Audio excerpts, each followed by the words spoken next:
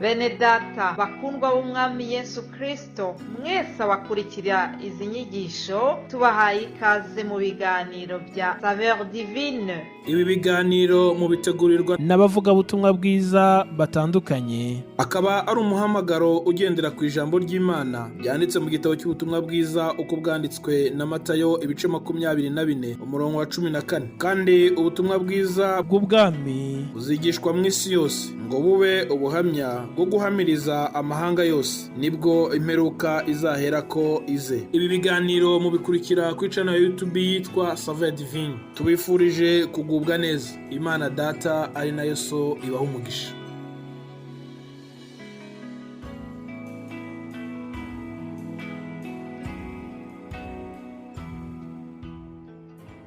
Yesu ashimwe bakundwa nshuti z'umusaraba, bene data mwese abakurikira ibi biganiro Saveur Divine, mbifurije Pasika nziza. Turi kuwa mbere wa Pasika, ibyishimo by'umuzuko wa Yesu birakomeje. Turanezerewe cyane kubw'uyu munsi. Ndizera yuko mwagize weekend nziza, weekend twibuka uburyo Yesu yanesheje urupfu. Ndizera yuko rero mwagize ibihe byiza byo kongera kwibuka iyo ntsinzi y'umwami wacu Yesu Kristo. Reka dutangire iki cyumweru tureba aya magambo y'indirimbo ya 159 n'amagambo avuga ku by'umuzuko wa Yesu. Haravuga ngo ubu tunezerwe kuko umubabaro n'ibyaha bishize, umukiza wacu ni ukuri ni muzima ubu yarazutse. Haleluya. Ngo kuko ntabwo imva ye yaheranye umurambo we, none twiringiye Yesu uwo yazutse. Amen, amen. Ni ukuri ni muzima.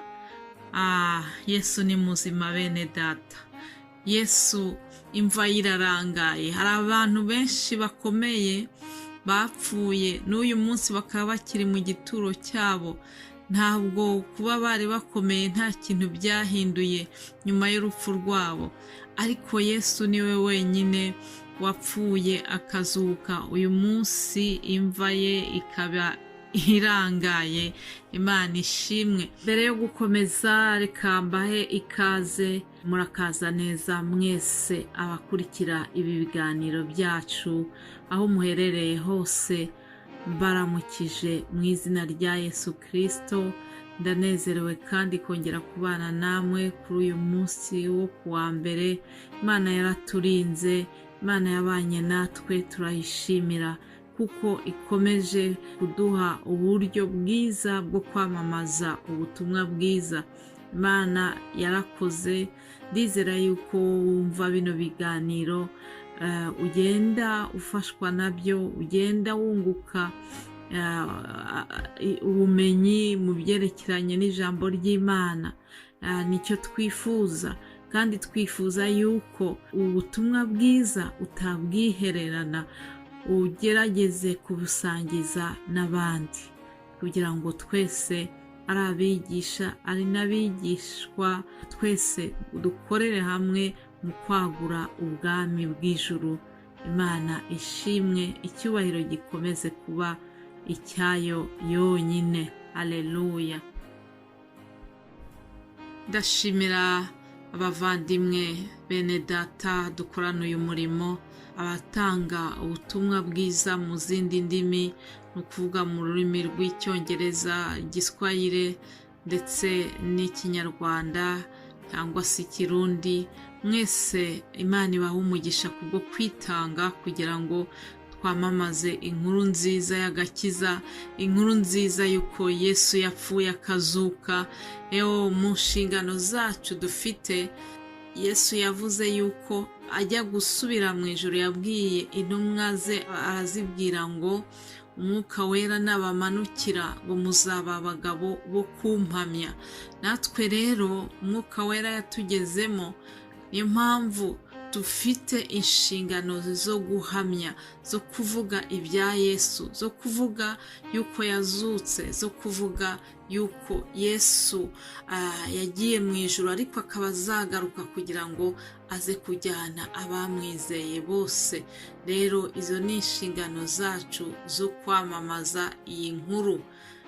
Imana ishimwe cyane. Rero buri wa mbere muzi yuko dufata uwundi mutwe w'ijambo. Mu cyumweru cyashize twaganiriye ku byerekeranye n'umusaraba wa Yesu Kristo, inyungu twakuye ku musaraba wa Yesu. Iki cyumweru rero tugiye kuganira ku byerekeranye no kuzuka kwa Yesu. Mbese izuka rya Yesu ryagenze gute? Ni iki twakwiga muri izi nkuru zivuga iby'umuzuko wa Yesu? Ibyo nibyo tuzaganiraho, ariko reka dusome iri jambo ryo mu Baroma, naryo rivuga ku byerekeranye n'umuzuko. Ni Pawulo wabibwiraga Abaroma, nuko mu gice cya 6 umurongo wa 9 Pawulo arababwira ngo, kuko tuzi yuko Kristo amaze kuzuka atagipfa, urupfu rukaba rutakimufiteho uruhare. Urwo rupfu yarupfuye rimwe risa kubw'ibyaha, ariko ubwo ariho kubw'Imana. Aba ariko namwe mwiyumvamo ko mwapfuye ku byaha mukaba muriho ku Mana muri Kristo Yesu. Haleluya.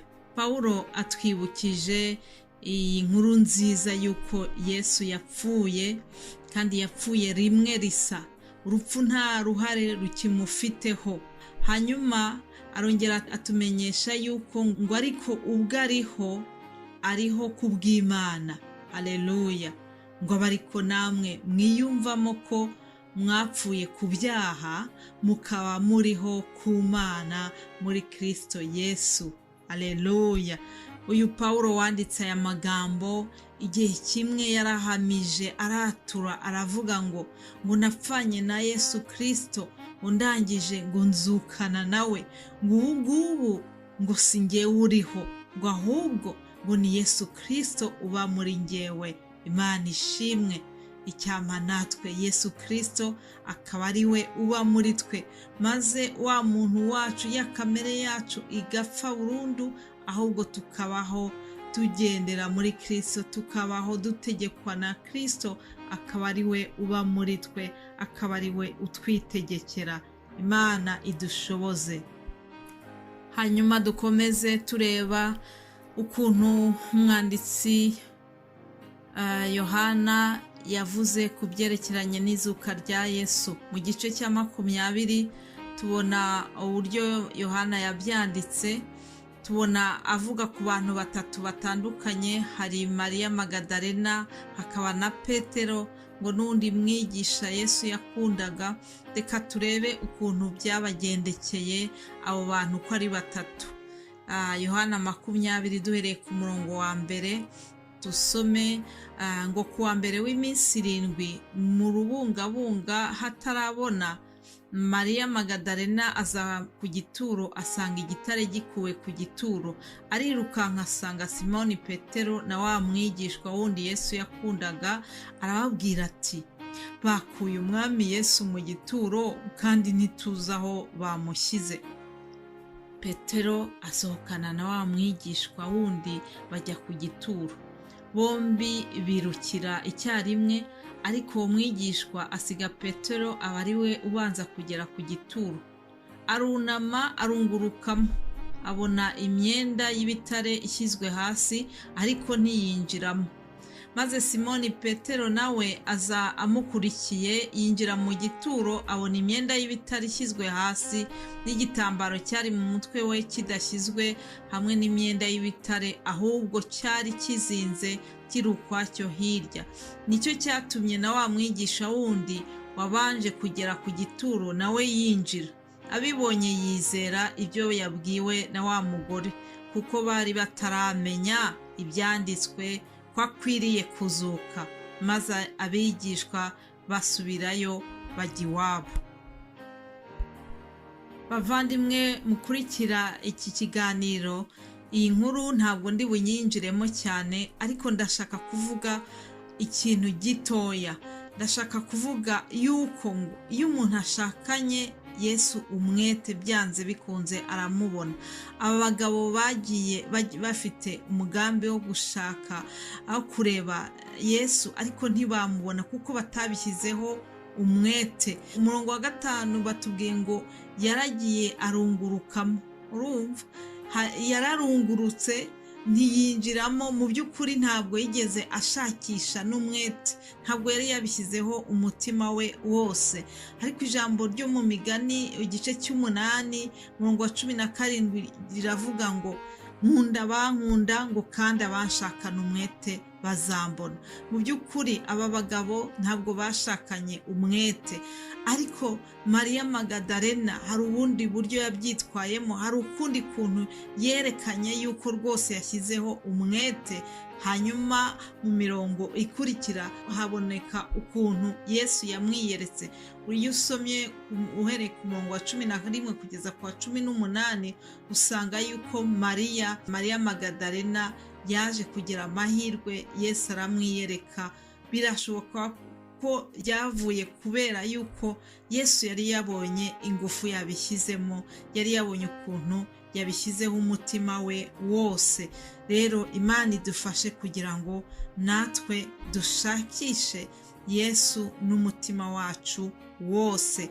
Reka ngarukira ahangaha.